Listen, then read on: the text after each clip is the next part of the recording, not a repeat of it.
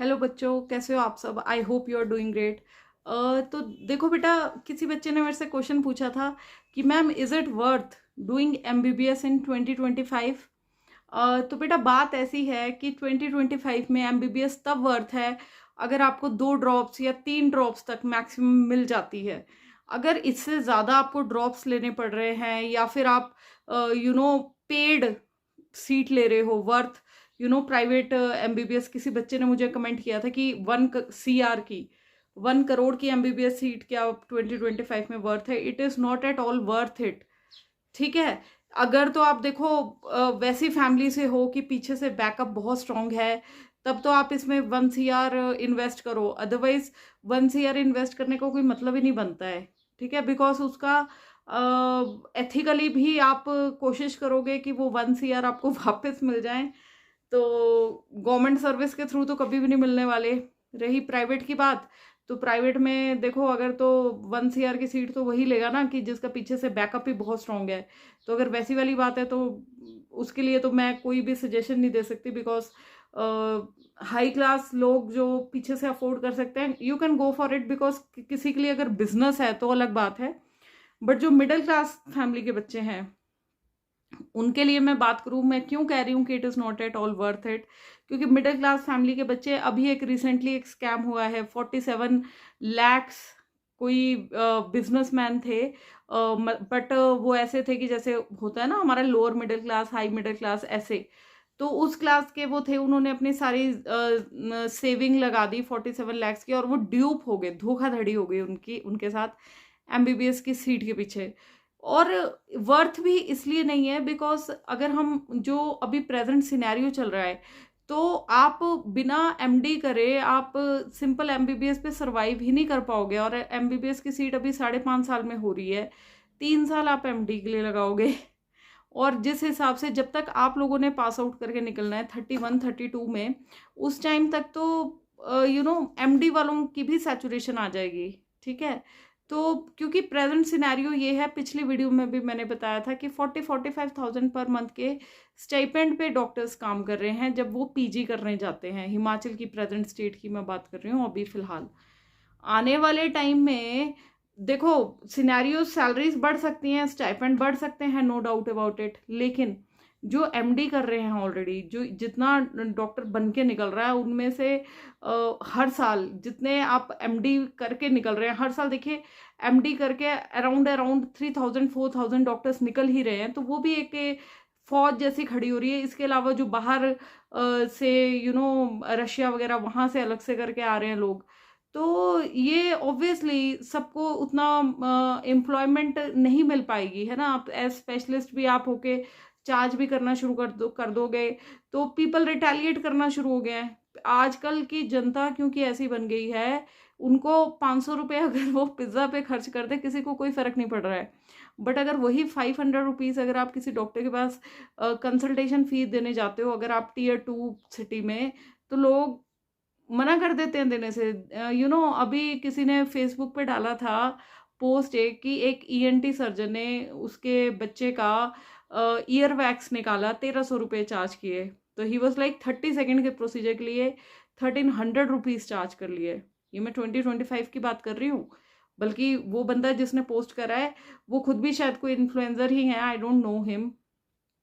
तो यहाँ पे लोग बात करने के लिए चार्ज कर सकते हैं, लेकिन अगर कोई प्रोसीजर 8-9 साल अपनी जिंदगी के दे रहा है उस प्रोफेशन को, उसके बाद वो कोई प्रोसीजर कर रहा है, उसके वो 1300 रुपये चार्ज नहीं कर सकता। बेसिकली लोग डिसाइड करना शुरू हो गए कि ये तो 30 सेकंड का काम था, मैं घर में भी कर सकता था। तो डॉक्टर ने क्यों उस 30 सेकंड का काम करने के लिए, उस डॉक्टर ने अपने 8-9 साल दिए हैं उस प्रोफेशन को, तब उसको इतनी कैपेबिलिटी आई है कि वो काम को 30 सेकंड में कर पा रहा है, और वो भी बहुत ही एफिशिएंसी से। ठीक है।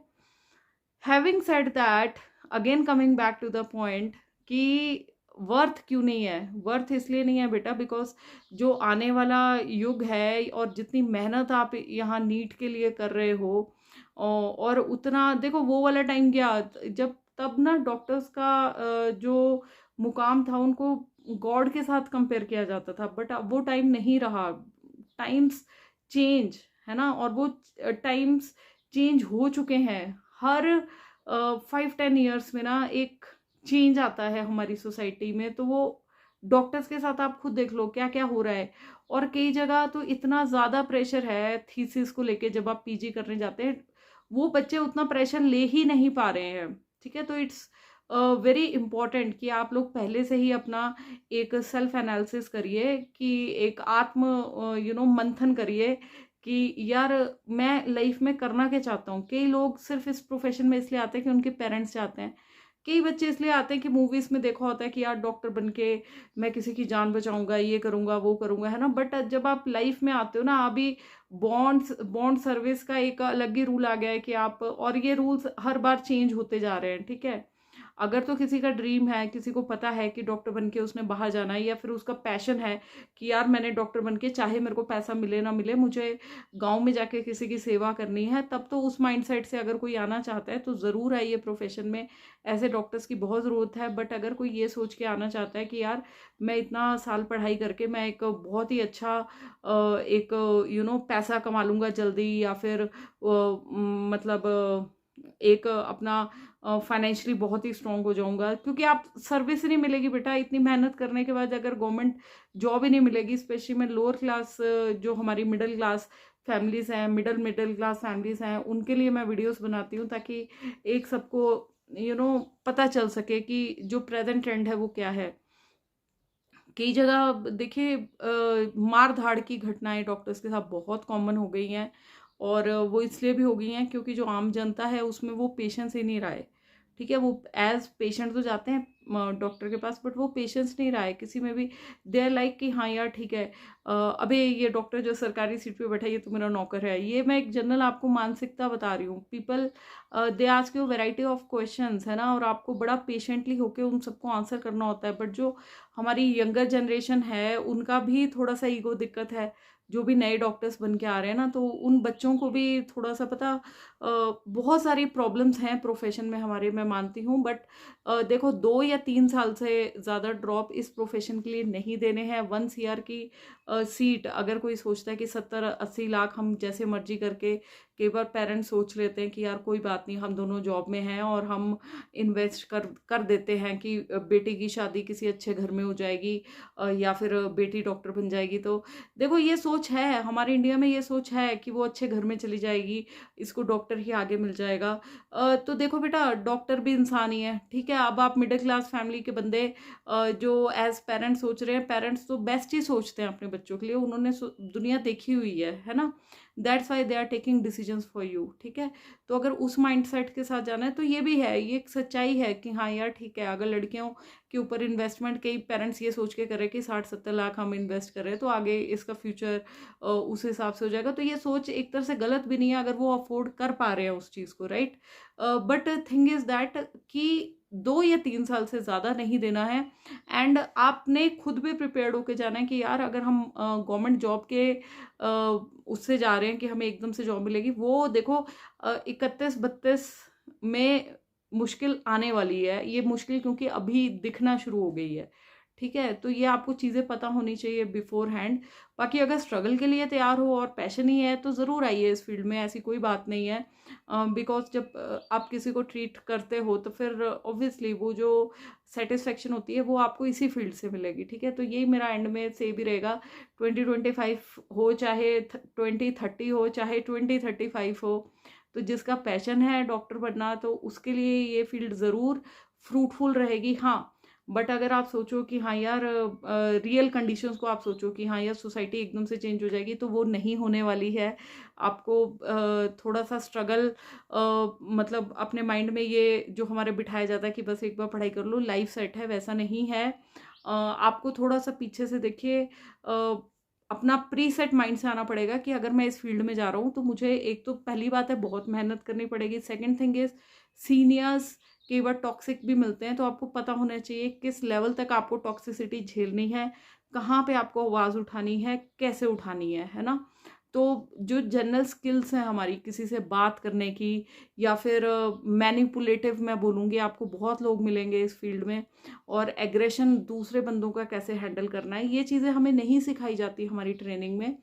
मैं अभी पास आउट हुए हुए मुझे अराउंड 16-17 ईयर्स हो गए हैं, इतना मेरे को एक्सपीरियंस हो गया है बीइंग अ डॉक्टर इन, है ना, इन दिस सेटअप। मैंने प्राइवेट में भी काम किया है, गवर्नमेंट में भी काम किया है, और जो रोज़मर्रा की चीज़ें हो रही है इससे हम यही सीखने को मिल रहा है कि जो ह्यूमन बिहेवियर है, हम टाइप्स ऑफ पेशेंट्स पढ़ते हैं अपने, जब आप डॉक्टर बनोगे तो टाइप्स ऑफ पेशेंट्स पढ़ोगे कि किस किस तरह के इंसान होते हैं, तो वो हम डेली बेसिस पे देखते हैं।